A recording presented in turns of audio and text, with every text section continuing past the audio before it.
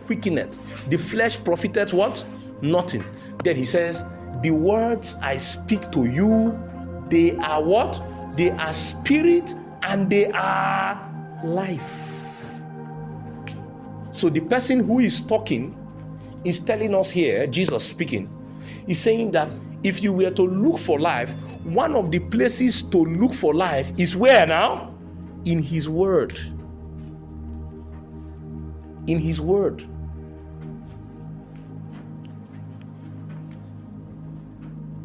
That word has the ability to penetrate. What did I say?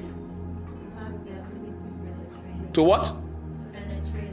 In fact, every other move of God relies on the penetrative ability of God to work. I'll explain. Psalm 119, verse 130. Psalm 119, verse 130 says that the entrance of the word of God giveth what? Light. Please, emphasis on entrance. Emphasis on what? Entrance. It means that the only time the word of God is potent is if it can what? Enter. Are you getting the point now? In other words, you will never ever experience the fullness of the power of God in your life until it can find penetration inside of you. Is somebody here? Now, let me shock you. Let me shock you. Do you know that there is nothing difficult for the word of God to enter? There is nothing that is too difficult for the word of God to enter. Are you aware?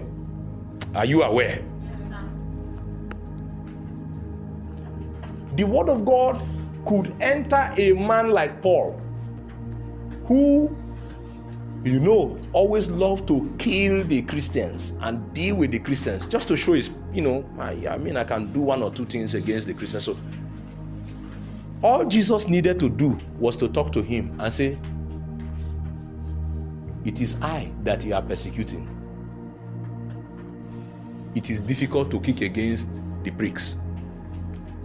Two things.